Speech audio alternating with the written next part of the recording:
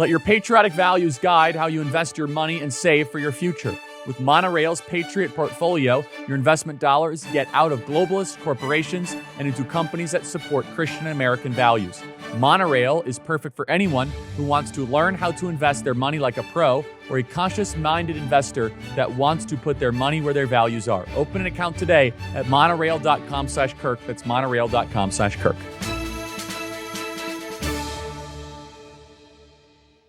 So we're on Team Civilization here. We want to see the maniacs of Hamas be defeated. So we've seen news this morning that, quite honestly, I'm a little confused by, and I was hoping you could navigate it and help us understand, which is that Israel bombed Qatar, which houses a lot of Hamas officials. What happened here? And if I were to introduce just the skeptical question, will this potentially endanger America's own interests in the Middle East? So please, Ben, help me better understand the situation. Sure. So I think that the lead up to understand here is that Qatar sort of plays both sides when it comes to its negotiating stance between Hamas and Israel and the United States. So it has provided extraordinary material support to Hamas directly, billions of dollars in material support to Hamas. The leadership of Hamas have been living in Qatar for years at five-star hotels. Hamas's priorities have been pressed by Qatar in negotiations multiple times. Qatar has not put significant pressure on Hamas in the past to release the hostages or to end the war. And so basically, as Israel nears the end of the war, which is what this last movement in Gaza City is supposed to be, there was a final offer that was put on the table actually by the Trump administration that essentially said that Hamas should release the remaining 48 hostages, meaning 28 dead bodies and 20 alive hostages. And the United States would then guarantee, through its own honest brokerage, some sort of end to the war that would result in the disarming of Hamas and the movement of the Gaza Strip to presumably some sort of coalitional government supported by regional states and the rebuilding of the area. And Qatar was pushing Hamas, apparently, we heard. And Hamas this morning in Arabic actually rejected it. That's not been widely reported by the media, but it's true. Hamas actually rejected the American offer. The president had put out via Truth Social a statement saying, this is your last chance. And if you don't do that, bad things are going to happen. The idea that Israel would be able to fly 10 F-16s all the way across the Middle East to Qatar to strike a very specific terror target in Doha without American knowledge beggars the imagination. It is extraordinarily unlikely, to say the very least.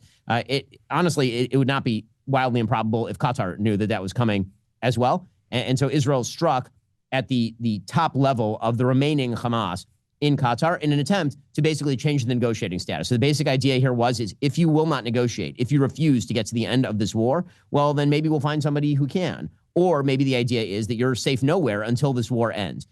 Additional pressure had to be brought to bear, and that's why Israel did what it did. Obviously, I, as well, am on Team Civilization. I'm very happy to see Hamas's top leaders killed. I hope that as many of them in the leadership, with as little loss of civilian life as possible, I hope that as many of them died in this attack as humanly possible. And again, I'd be very surprised. I mean, we do know actually from contemporaneous reporting that the United States was at least given the heads up on the Israeli operation in the moments before it went.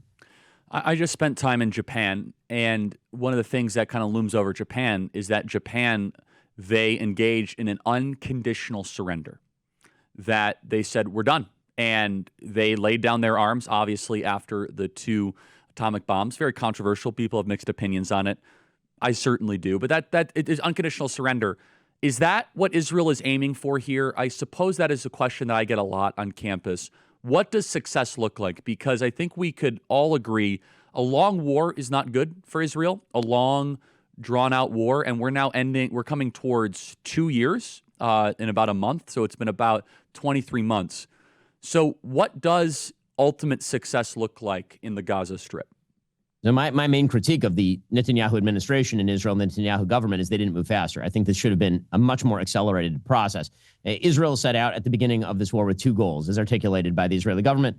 Goal number 1 was to get as many hostages out as humanly possible to free the hostages. And second was to win the war. In many ways, those are mutually exclusive goals, because if you actually wish to win the war, then you have to do things militarily that are going to involve actual movement on the ground. And meanwhile, Hamas is attempting to basically use the hostages as its own form of human shields. They've used their own civilians as human shields. They're also using the hostages as a form of human shield. And so as you came to the end of the war, this was always going to be the question, is how the war kind of came to its final terminus. The priorities that Netanyahu has laid out publicly include essentially, basically, it's let the hostages out, and there can't be a future military threat to Israel. Those are, if you had to sum it all up, those are the two things. How that materializes, in my opinion, is likely to be an Israeli military occupation of large swaths of the Gaza Strip, the setting up of humanitarian areas, particularly on the coast and in Rafah, in which humanitarian aid is provided, a pathway out for people who actually want to leave. This is the only conflict of which I'm aware on planet Earth in which there are outside countries telling people who would like to leave that they literally cannot. The Trump administration has been trying to facilitate the ability of people who want to leave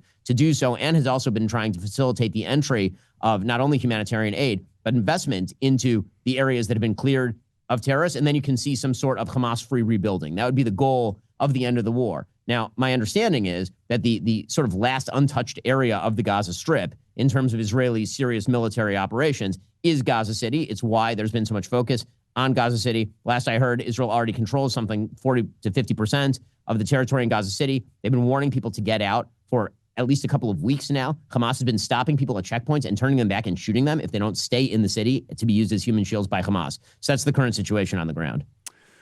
What other feedback or criticism would you have about this situation? I know that it's impossible for anyone to listen to everything that you ever say, but looking at this from an American perspective, what else would you say things could have been handled differently? Maybe on the PR front, maybe also just on a conduct front. Where would you say, as an outsider, things that could have been handled better, more efficiently, or with more precision?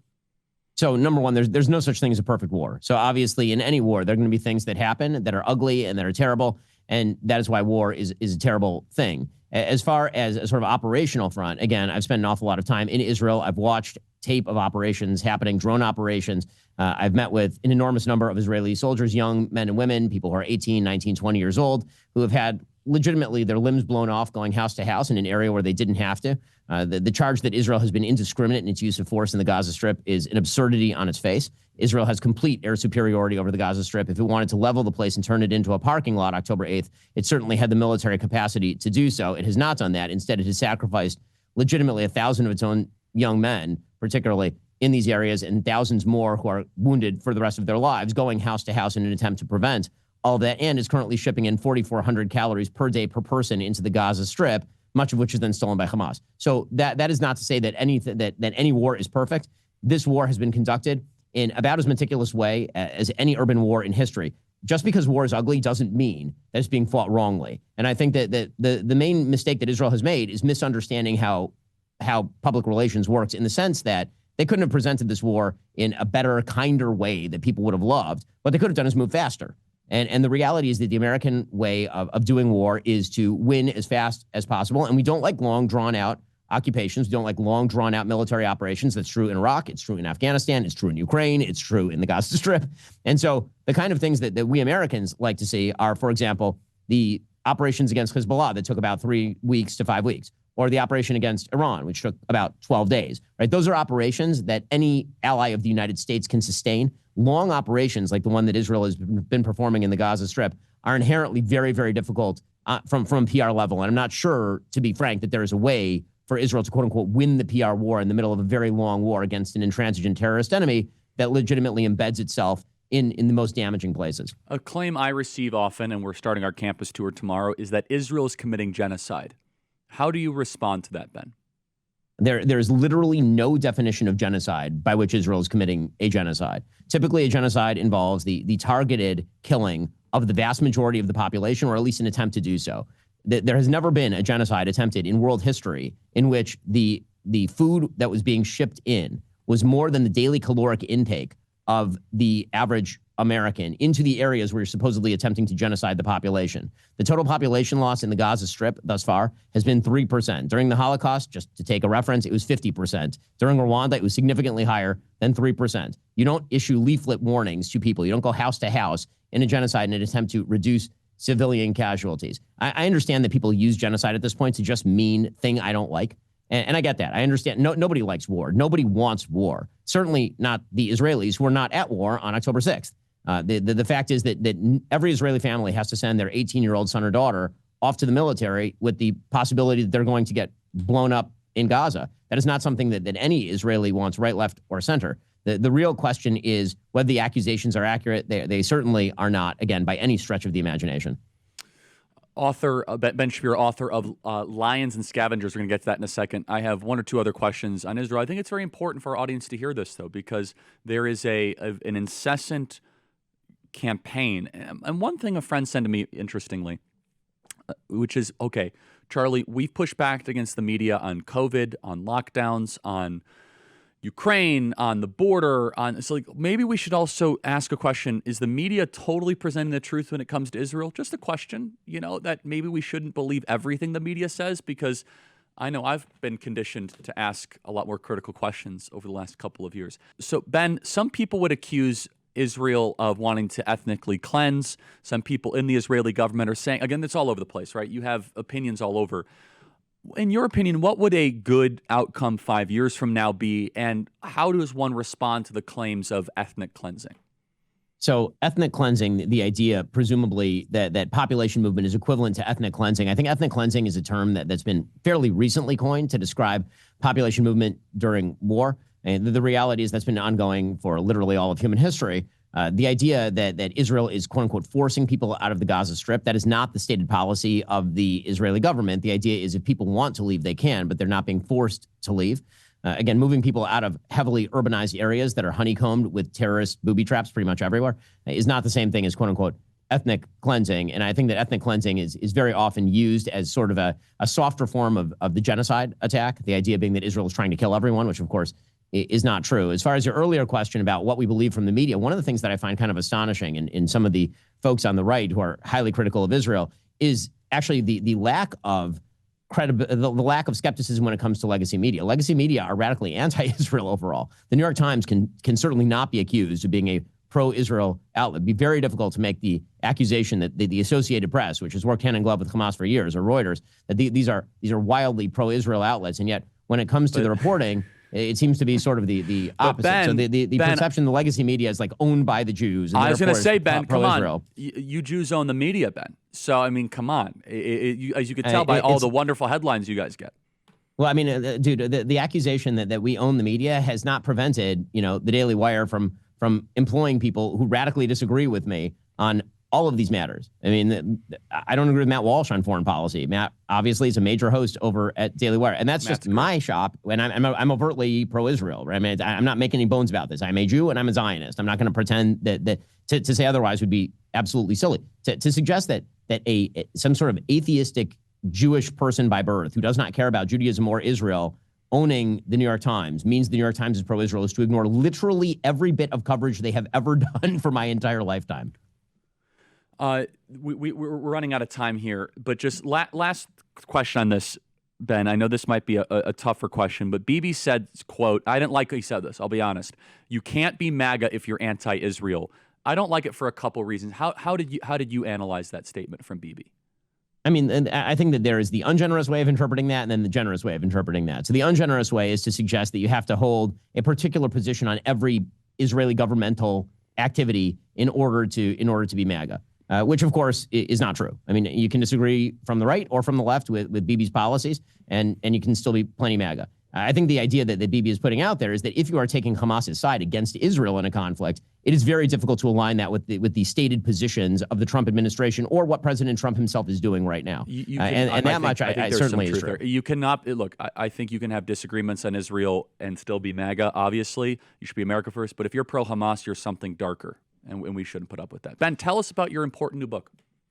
So the basic idea in Lions and Scavengers is that inside every human heart, and this goes back to the book of Genesis, that there really is the dutiful part of you that wants to engage in what God made for you, this incredible rationalistic world in which you can mostly understand what's going on, and you have a duty to do the moral thing. You get up every morning, you try to build something, you try to be innovative and risk-taking, you try to defend your civilization, you try to build the social fabric. And then there is the part of us that's driven by envy. And that part of us just looks at our problems and immediately attributes it to some shadowy force outside of our control and tries to rip down the very systems that actually provide prosperity, tries to rip down the lions out of pure envy. Here, think Zoran Mamdani.